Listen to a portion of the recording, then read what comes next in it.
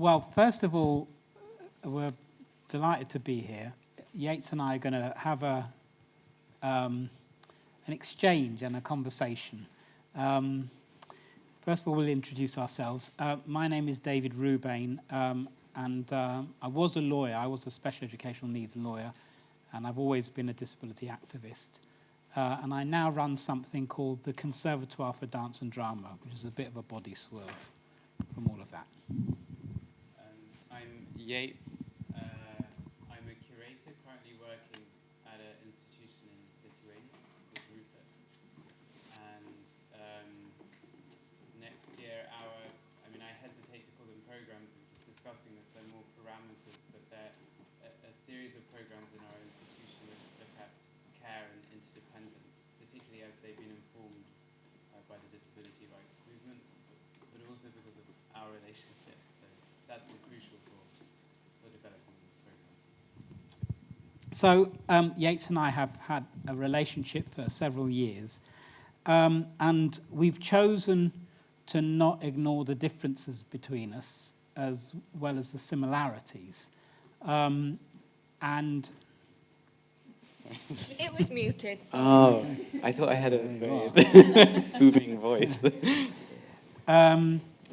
And we've spent a lot of time over the few years talking about what the differences between us as well as the similarities mean for us and our wider relationships, and also for the world as we see it. It's already been touched upon, but we also want to emphasize that relationships aren't about two discrete individuals, and we're aware that there is something very powerful about relationships and different forms of intimacy as a type of resistance to this very dominant narrative that Catherine has already talked about, that the problems are located in individuals, and that what we have to do is to be super successful individuals who are competitive with one another, and that my success is based on the other person's failure. And one thing that we talk about a lot is, and I know Michelle has also spoken about this, is there is a very strong myth of independence that has been promoted, particularly in the West, and particularly under a system which we'll talk about a little bit more later, but a neoliberal system. And what's startling is that this myth of independence is so stupid that you wonder how on earth it became so powerful when if you just look at this room or all the relationships that we're in or the stories that we've heard here, that we all exist in these networks of interdependency. And interdependency is it's defined as that, actually David gave a good definition, which I'd like to read, is the mutual reliance and flourishing that arises between two or more groups or individuals. And this concept differs from the reliance in a dependent relationship, where some members are dependent and some are not. In an interdependent relationship, participants may be emotionally, economically, ecologically, or morally reliant on and responsible to each other, which I think defines all of us. We also wanted to read a quote from Tom Shakespeare. So, if you describe a family who lives in a segregated accommodation, they are looked after and have their meals cooked for them, go to special schools, do not look after their own money, have people to drive them around, and are likely to be stared at wherever they go, it might be imagined you were talking about a very dependent type of person.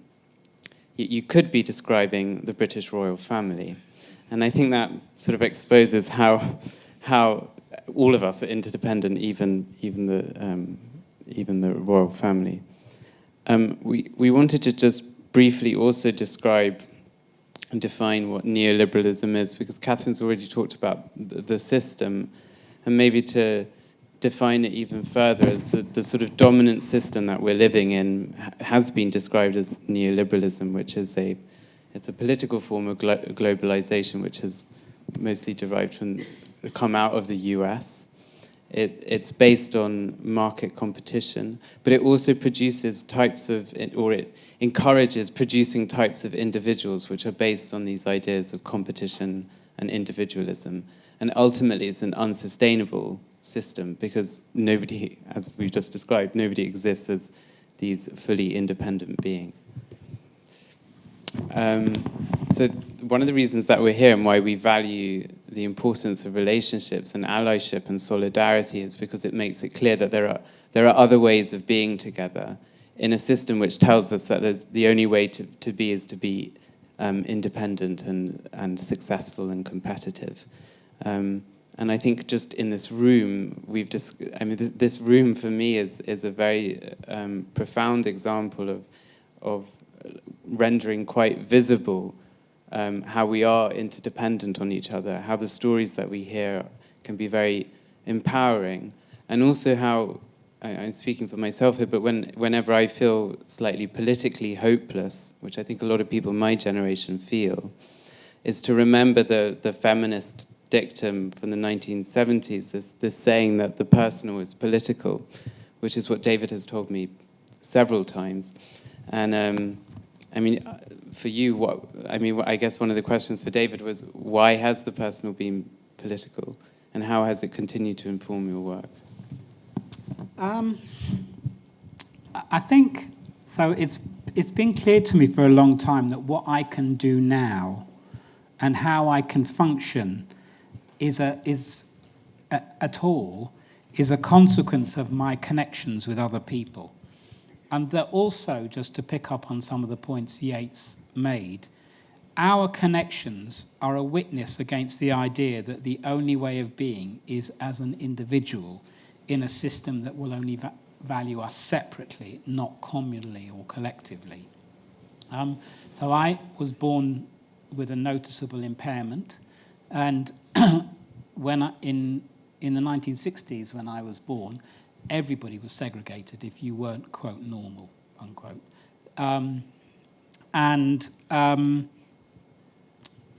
Lots happened, and I ended up as a lawyer with a specialist practice in special educational needs and discrimination for about 18 years. And I acted for individuals, for children and families rather than for institutions. And I enjoyed it a lot, and I've got a lot of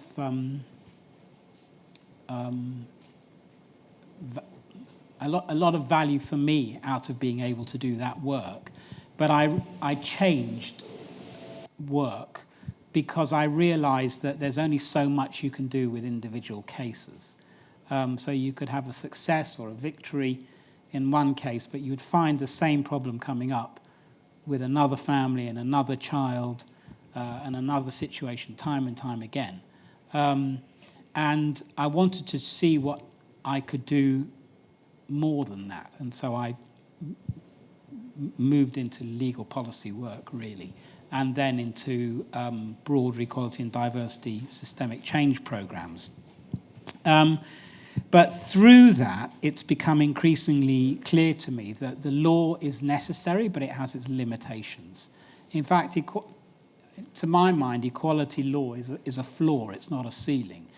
In some respects, equality law feeds into the neoliberal competitive approach that we have been talking about, because it affords you rights in a competition. So if you want a job, you shouldn't be disadvantaged because of a characteristic like your race or your sex or a disability. But it's still about who gets the job and who doesn't get the job. Some law is about outcomes, like equal pay, which is not just about who wins and who loses, but there's still very little law which is about human dignity. And I think that that's critical to full inclusion. So I did find a piece of law. It's actually in the UN Convention on the Rights of Persons with Disabilities, which is about dignity. And I just want to quote the relevant clause, because it's so important. it's paragraph C of the preamble.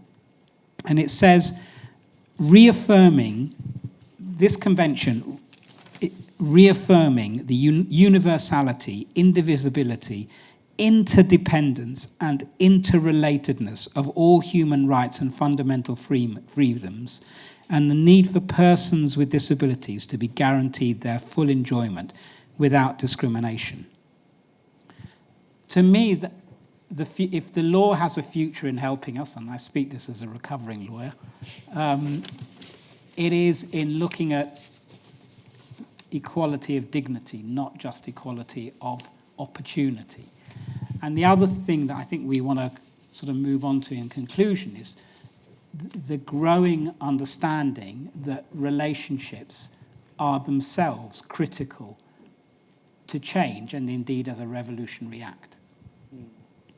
I think actually, and then there was something that you said, Catherine, about, and also it comes up in the book about making time and making space to imagine different possible forms of living, working, being educated, and sometimes that's very difficult if you have a very busy life, or it's a challenging life that you have. But the ways in which you time and space can be done in a context of interdependence and through allyship and support.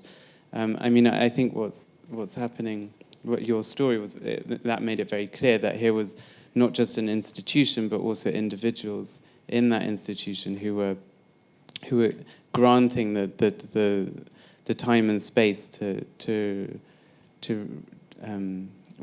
allow you to flourish as a family, but also to learn more and to rethink and challenge the assumptions and attitudes that so many of us have.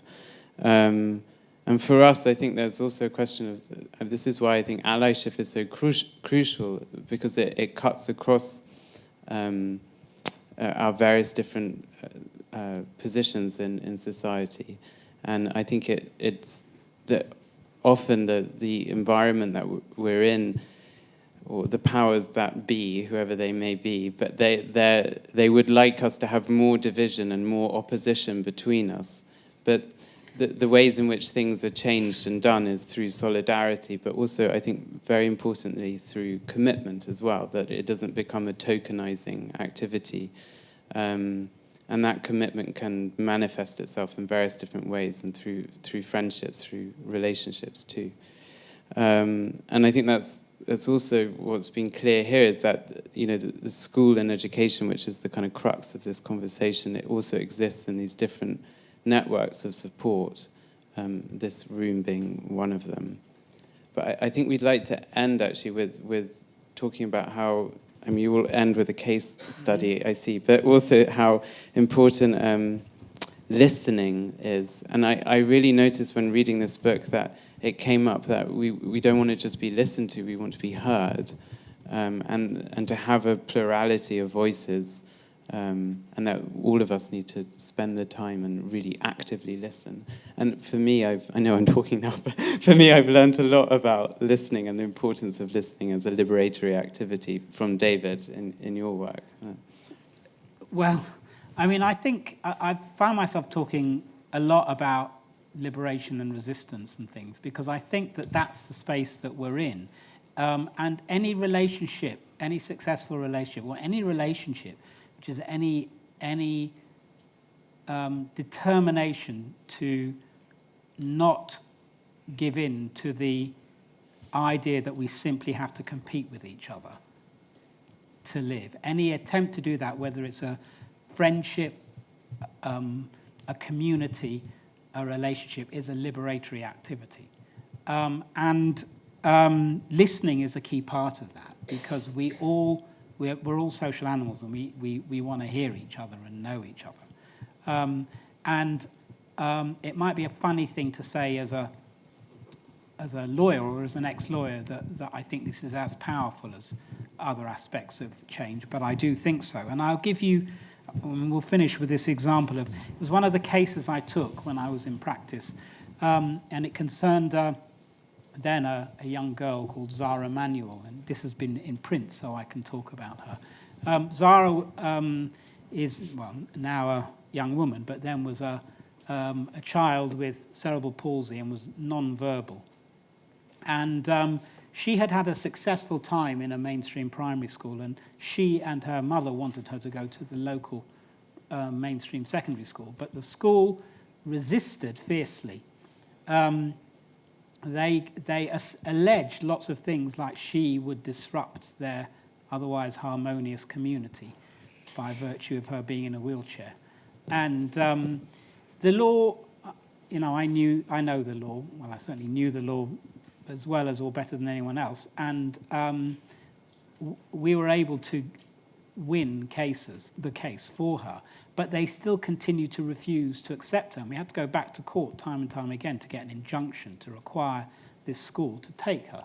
And at one point I said to Preeti, who is Zara's mother, do you and Zara really want to go to this crappy school that's just clearly monstrous in its behavior and horrible? And she said, well, they just need they just need to spend time with Zara and get to know each other, and then they'll calm down. And at the time I thought that, you know, it was an incredibly brave thing to do. That is in fact what happened. But I think that what now with hindsight she was illustrating is that the power of human relationships is critical to any kind of change. So we thought we'd come along today and try and talk a bit about that. Thanks.